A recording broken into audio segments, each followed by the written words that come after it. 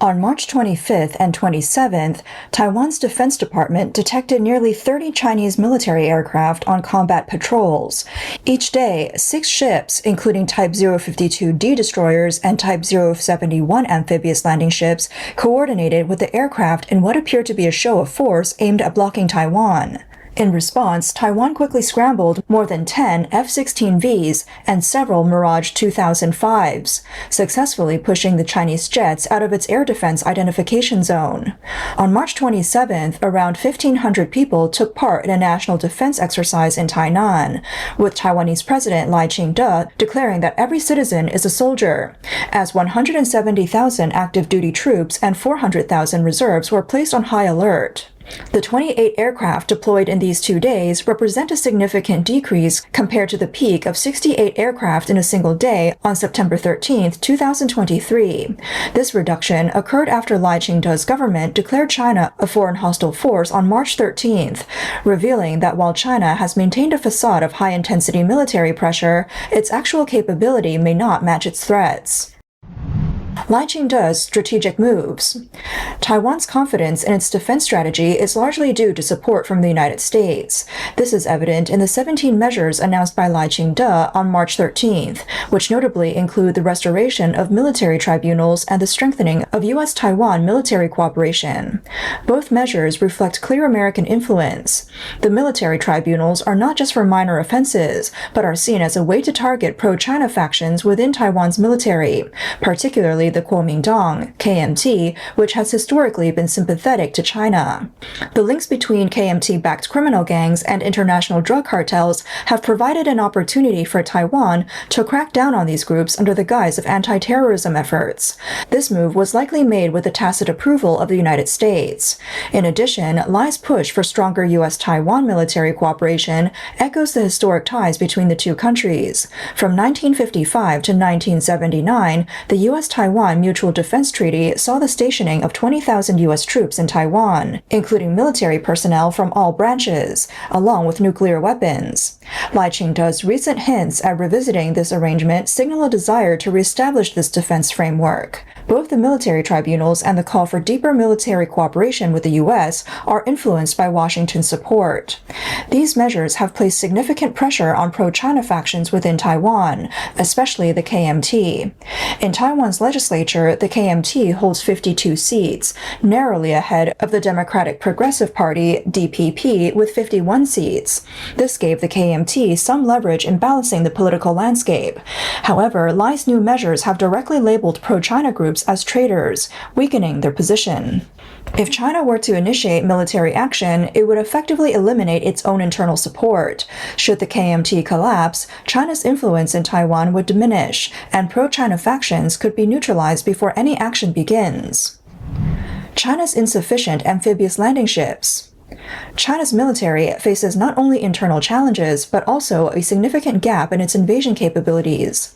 In 2024, China's defense budget reached $260 billion, and its navy boasts 370 ships. However, it only has 38 amphibious landing ships, far below the required number for a successful invasion. The Taiwan Strait is 180 kilometers wide, and Taiwan's military is equipped with Thunderbolt 2000 multiple rocket launchers, capable of covering the area of a football field with a single salvo, and with a range of 45 kilometers. These weapons would severely damage any landing force. Taiwan's F-16Vs, armed with AIM-9X missiles designed for low-altitude targets, are also a formidable deterrent. The Type 071 amphibious landing ships, which are vulnerable to such missiles, would be easily damaged. For a successful invasion, China would need to deploy at least 100,000 troops. But with only 38 amphibious ships, China could only transport 20,000, insufficient to even secure the initial landing zone. In World War II, during the Normandy invasion, the U.S. used over 4,000 landing vessels to transport 130,000 troops, breaching enemy defenses. The Taiwan Strait may be narrower, but Taiwan's defenses are much denser. Military experts estimate that China would need at least 100 to 150 amphibious ships, significantly more than the current 38, to overcome Taiwan's defenses. China's economic struggles and pressure from Trump. In addition to military limitations, China is facing increasing economic pressure. By March 2025, President Donald Trump, only 2 months into his second term, intensified his rhetoric regarding Taiwan, suggesting he might speak with CCP General Secretary Xi Jinping and claiming they would meet soon. However, no significant developments followed, and China's foreign ministry dismissed these claims, emphasizing that the conversation had already been scheduled for January 17th and nothing new was planned. China's reluctance to engage stems from uncertainty about Trump's intentions. There's no clear indication of whether his threats are genuine or just posturing, nor is it clear how severe his countermeasures might be. In such a delicate situation, a rash move against Taiwan would have catastrophic consequences, especially given the heightened global tensions. Trump's tariff policies have added to the pressure. Barclays Bank has predicted that a full-scale tariff war could lead to a 21% devaluation of the Chinese yuan. On March 28th, the exchange rate stood at 7.2, and a 21% drop would push it to 8.6, breaking the 8.5 level. This comes after earlier forecasts had predicted a maximum rate of 7.5. Trump's demands include urging Xi to persuade Russian President Vladimir Putin to stop the war in Ukraine and to push for peace talks, along with the sale of TikTok to a U.S. company. Xi has refused both demands, and the lack of cooperation could result in further tariffs and a deeper depreciation of the yuan. The Chinese central bank's ability to manage the situation is in question, especially with foreign exchange reserves of only $3.2 trillion by the end of 2024, which would not be enough to withstand significant pressure. In 2024, China's GDP growth rate was just 3.8%, with exports falling by 10% and factories along the coast shutting down. With ongoing casualties in Ukraine, a Taiwan conflict would likely result in even greater losses, destabilizing China's political system. Lai Ching-te has effectively leveraged Trump's economic pressure, adding a new layer of complexity to the situation. The U.S. plans to confront the CCP by 2027. Lai Ching-te's firm stance reflects a growing confidence in U.S. support over Taiwan. The U.S. has made concessions on the Ukraine issue, securing Russia's agreement not to interfere with Taiwan.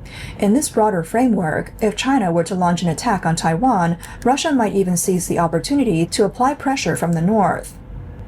The negotiations between the U.S. and Russia can be seen as the Yalta 2.0, marking a division of spheres of influence. The message from the U.S. is clear. As it deals with the CCP, Russia should not intervene, and ideally remain neutral. If Russia wants to take advantage of the situation to challenge China, that would be even better, as long as it does not complicate matters. The U.S. is willing to make concessions regarding Ukraine, but the negotiations are ongoing, as they involve complex, competing interests. Once an agreement is reached, the Ukraine war could end, and the U.S. and Europe could refocus their resources and military strength to address the CCP regime. The U.S. has mentioned repeatedly that the CCP will act before 2027 towards Taiwan. This signals the U.S. plan to confront the CCP by that year. Strong position is not only aimed at CCP General Secretary Xi Jinping, but also offers the path for China. In the original Yalta Agreement, the Republic of China was considered a major power.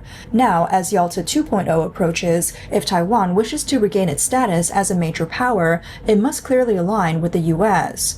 Lai's move signifies this clear alignment, demonstrating Taiwan's position to Washington. The U.S. strategy against the CCP extends beyond the Taiwan Strait and tariffs. It also involves a critical challenge from the Middle East oil market. In 2024, Middle Eastern oil accounted for 40% of global supply, with 60% of these transactions conducted in U.S. dollars and 28% in Chinese yuan. The core U.S. strategy in the Middle East is ensuring that oil transactions remain firmly tied to the U.S. dollar, which directly impacts China's economic stability. If the U.S. dollar continues to dominate oil transactions, China will be forced to maintain large reserves of U.S. dollars, making it vulnerable to U.S. financial policies. A growing share of yuan-based transactions, however, can reduce this dependency. China's oil dealings with Iran in the Middle East have contributed to the yuan's gradual encroachment on the dollar's dominance. This is one reason why the yuan has not depreciated as easily despite pressure. The link between oil and the dollar is no longer as strong as before. On March 28th, the U.S. deployed the USS Carl Vinson aircraft carrier to the Middle East to join the Truman Strike Group, along with 7 B-2 stationed on Diego Garcia in the Indian Ocean. These B-2 bombers are clearly not targeting Houthi militants, but are intended for Iran, China's key oil supplier in the Middle East and a critical partner for yuan-based transactions. If the U.S. wins in the Middle East, securing the oil dollar system with Saudi Arabia and the UAE, and simultaneously imposes tariffs on China, China's petro-yuan strategy will face a major setback, putting even greater pressure on its economy. China is well aware of this situation. While it cannot act impulsively in the Taiwan Strait, it has been involved in the Middle East since 2008, when it first sent a naval convoy to the Gulf of Aden. In 2017, China established its first overseas military base in Djibouti, not only to fight piracy, but also to protect its multi-billion-dollar investments in the region. During the U.S. operations against the Houthis, Chinese naval vessels in the Middle East have not only been escorting ships, but also closely monitoring U.S. military activities in the region, including collecting electromagnetic spectrum data and tactical information. These intelligence efforts are being relayed back to China for analysis and to help prepare for potential operations in the Taiwan Strait. This demonstrates that China's primary strategic focus is not solely Taiwan, but also countering U.S. global positioning. G-Man and the U.S.-Taiwan Mutual Defense Treaty. Rumors of a signed U.S.-Taiwan Mutual Defense Treaty have also surfaced. Even if such a treaty hasn't been signed, the U.S. could still act under the Authorization for Use of Military Force and the War Powers Resolution, allowing U.S. forces to intervene in Taiwan within 48 hours. The CCP is fully aware of this and would be hesitant to take such a risk. Colonel Guermantes Lalari, a former U.S. military attaché in the Middle East and current researcher at Taiwan's National Defense Research Institute, published an article on March 3rd, in which he advocates for the reestablishment of the U.S.-Taiwan Mutual Defense Treaty. The Sino-American Mutual Defense Treaty, originally implemented by President Eisenhower to protect Taiwan from Communist China, ended on January 1st, 1980. It was replaced by the Taiwan Relations Act, which incorporated parts of the original treaty's provisions. Drafting a new mutual defense treaty would not take long. Either the President or Congress could propose it. Given the strong support Taiwan enjoys in both the U.S. Senate and House of Representatives, this would not be a significant hurdle. Taiwan would also welcome the reestablishment of such a treaty, which would become part of a broader regional defense framework, including South Korea, Japan, and the Philippines, either as a bilateral treaty or a multilateral agreement similar to NATO. The new Sino-American Mutual Defense Treaty would essentially the presence of U.S. troops in Taiwan, as it was between 1955 and 1979, when the U.S. stationed up to 20,000 personnel across Army, Air Force, and Navy bases in Taiwan. If there is resistance to joining the Mutual Defense Treaty, the authorization for use of military force could still be used. Under this law, Congress would approve, granting the President the authority to deploy military forces to intervene in the Taiwan Strait, even if Taiwan and China were directly at war. This would not require Taiwan's consent, but would be solely at the discretion of the U.S. government. In 1955, Congress passed the Formosa Resolution, granting the President the power to intervene in Taiwan's defense, which was only repealed in 1974. After 9/11, President George W. Bush used similar authority to target al-Qaeda. Thus, if the CCP takes military action against Taiwan, U.S. lawmakers could approve similar legislation to authorize military intervention. The military support from the U.S., Japan, and the Philippines is also tightening the encirclement. For example, the U.S. has deployed the Nemesis anti-ship system in the Philippines, aimed directly at China's fleet. The Typhoon missile system, with a range of 2,500 kilometers, can cover most of China's population centers. Japan is developing a new version of the Type 12 missile, with a range of up to 3,600 kilometers. On January 18, 2024, Japan and the U.S. officially signed an agreement to purchase Tomahawk cruise missiles, with deployments starting this year.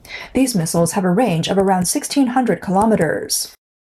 In March 2025, the US and South Korea conducted trilateral naval drills in the East China Sea as part of the Freedom Shield 2025.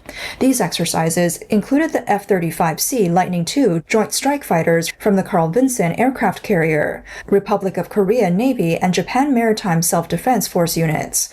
This prompted China's Northern Theater Command Fleet to launch multiple early morning sorties, with some ships flying black flags, signaling their readiness for battle. This indicates the extent of the fear China's military has for U.S. forces. China's dilemma and last resort tactics. China is not sitting idle and may resort to more covert tactics. For example, it could secretly support domestic opposition, use referendums to block the establishment of military tribunals, or even look for opportunities to assassinate Lai Ching-te. This would be far cheaper than direct military action, low cost without triggering international condemnation, and it would buy time for China to wait for Trump to reveal his strategy. As for China's recent military exercises and missile launches, these actions are mainly for intimidation. If China were to take actual military action, the consequences would be severe. The U.S. is already seeking to hold China accountable for the origins of the coronavirus. If China attacks Taiwan, the virus origin issue would move quickly to the top of the list, with even Russia potentially helping to provide evidence. Therefore, China lacks the courage for overt action and is limited to conducting covert, insidious activities. In fact, Taiwan's most critical movement was in August 2022. At that time, reports revealed a plan in which Taiwan's Ministry of Defense, the military, and internal pro-China factions would directly hand over military control to China. The plan was detailed, including which domestic forces would revolt, surrender, or be eliminated, who would continue as agents, and who would remain in the legislature. Fortunately, this operation was thwarted, and now even Taiwan's fifth column is about to be neutralized by military tribunals. If China wants to overthrow Taiwan, it will have to fight a tough battle. The situation in the Taiwan Strait has fundamentally shifted. Taiwan is no longer seen as the target for unification, but as the frontline bastion for the U.S. in containing the CCP. Taiwan has become a strategically significant area that the U.S. has integrated into its sphere of influence. History shows us that when a dictatorship frequently flaunts its military power without daring to take decisive action, it's often a sign of its decline. China's military exercises around Taiwan are nothing more than the desperate actions of a regime on its last legs, trying to appear strong while internally weak.